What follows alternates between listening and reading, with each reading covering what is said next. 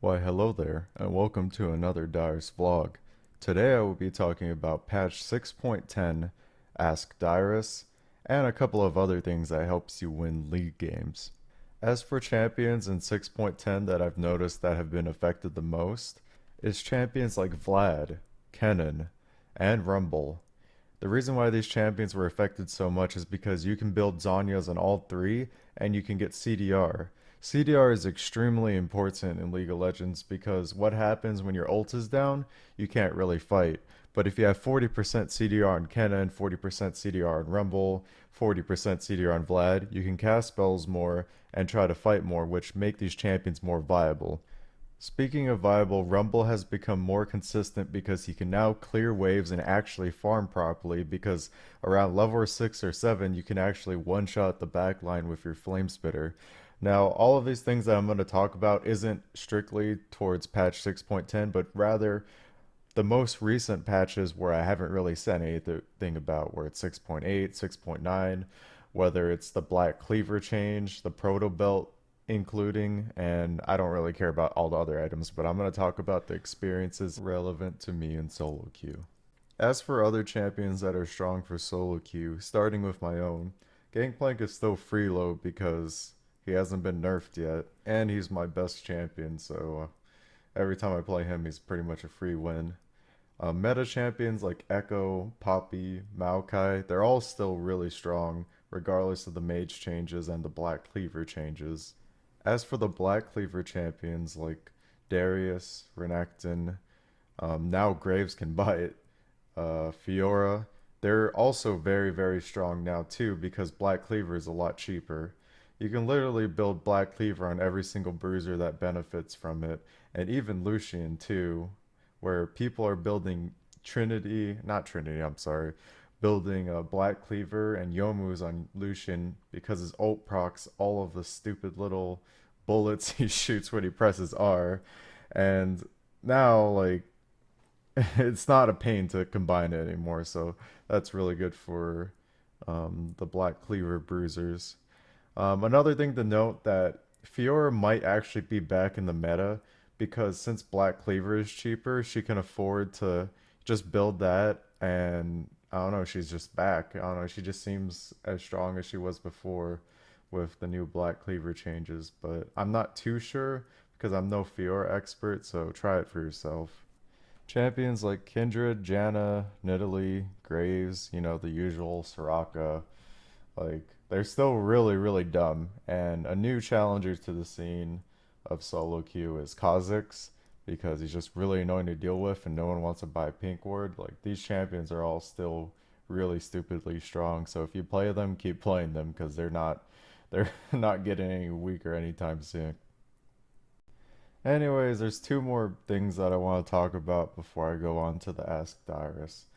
The first thing is there's going to be a new Trinity Force on PvE and it replaces Zeal with Stinger. And what that means is Trinity Force will have 20% CDR and some attack speed, but it will lose its crit and I probably its movement speed. It's Stinger. I really don't know.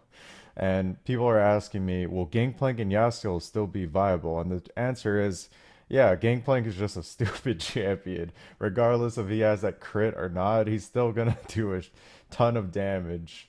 And honestly, like, he's just that kind of champion with his ult and his barrels. I don't know, maybe it's just me because I'm just so abusive with him. The other topic is the topic of engaging. Um, some players are high elo because of their laning, their understanding of the game, but then there's some players that are extremely good at engaging. A prime example of this is Antibot. You guys noticed that I've been playing with Antibot a lot lately, and he basically goes in at usually the right time and is always an engaging tool for his team. There are some games where people just don't have any engage tools, and knowing when to engage can literally just win you the game. Champions like Annie, Lissandra, I don't know, you can just throw down Veigar E, Malphite, you know, Zac, like any engager. If you know how to engage, your elo is going to go up because you're basically going to win your team the fight. Engagers are like basically one of the most important roles in League, And if you want to gain elo and you're good at engaging, then pick engagers. And if you're bad at engaging, then start learning because honestly, there's going to be games where you don't have engagers, and knowing how to engage will be a very, very valuable tool for your team, your solo queue team. Now, on to the last thing of Ask Dyrus. Danny Simon says, "Hi, how to end and how to come back? How win? Why go for objectives? How to win if they are stronger? Thank you for your answer. Ask Dyrus." Well, Danny, when it comes to ending the game, you gotta go step by step, and here are the steps. The first tier towers, when all first tier towers are gone, you push lanes and you get vision in their jungle and you slowly take their buffs or you go for dragons. For example, priority goes like this: push the lane, walk into the river, walk into the jungle. If you skip steps, that's when people get caught and that's when people die. When it comes to coming back and you have to, get priority but you can't because they're ahead, you have to skip steps and take risks to catch people.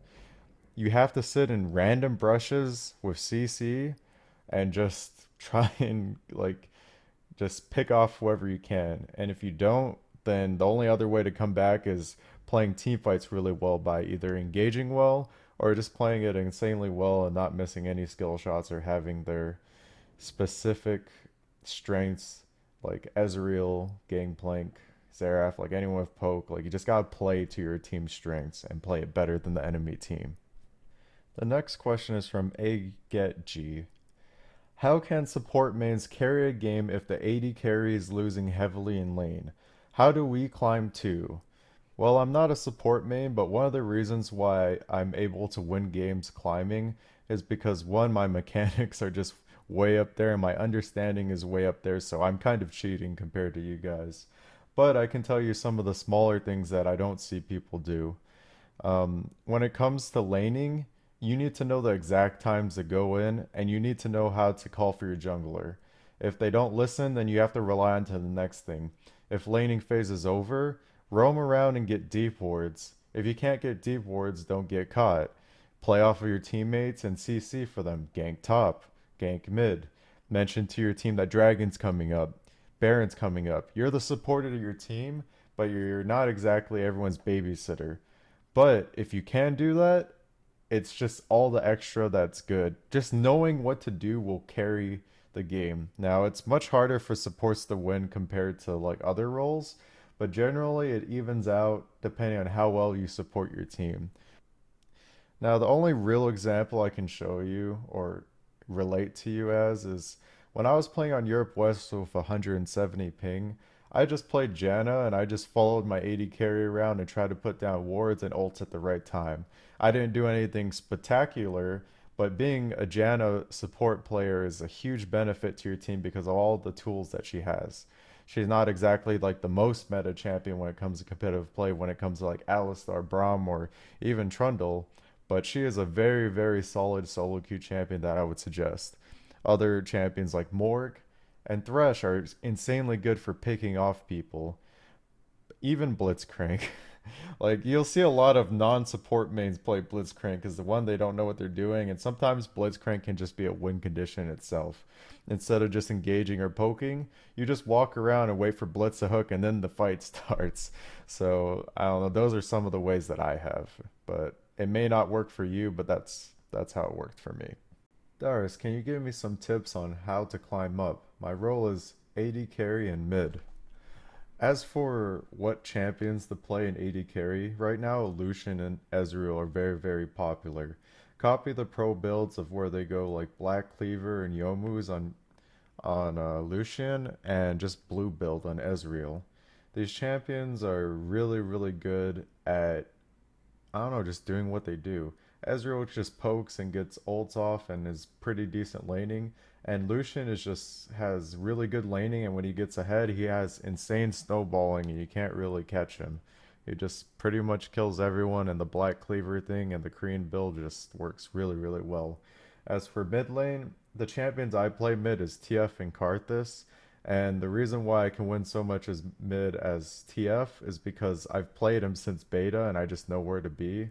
It's kind of the same as top lane when you kind of just lane farm and then look for an ult at 6. And the other champion is Karthus. It doesn't matter how badly I play as Karthus as long as I scale and just do a ton of damage later. Those are my strategies for AD carry and mid, but they may be different for yours. You could try them out and see how it works. This is the last question. Craig Downing says, what do you think is the most significant change in the 6.9 Mage update? Is it a champion? New items? New dragons? Ask Dyrus. Well, the biggest thing about the Mage update is the fact that Abyssal Scepter and Zhonya's has CDR, Protobelt has CDR, and it has a really, really nice AP ratio. The new dragons allows you to snowball the games because if you get the Elder Dragon, you pretty much just like win. Like if you don't win with Elder Dragon, then there's probably something really, really wrong with your team fight. As for champions, they're affected by items. Other than that, everything else is pretty much the same. So that's pretty much like all the significant changes. There's no significant change that's more than the other right now because, well, fuck it. Yeah, I guess Dragon's the fucking most significant. There you go. Anyways, that's all I got for today. I'm gonna be heading to Canada. I'm actually packing tonight, and I have the Hawaii vlog footage coming up for you guys. Um, Also, videos are gonna be around 4 to 5 minutes because I feel like the quality has kind of dropped, and I know some of you guys wanted longer videos, but it's we're just gonna try it out and see how it goes. Anyways, thanks for watching my vlog. If you would like to have a chance to appear in the next vlog, which is, I don't know when it's gonna happen, be sure to tag me at hashtag AskDyrus and, tweet at me. And maybe you'll see your question in the next vlog. Peace. Bye.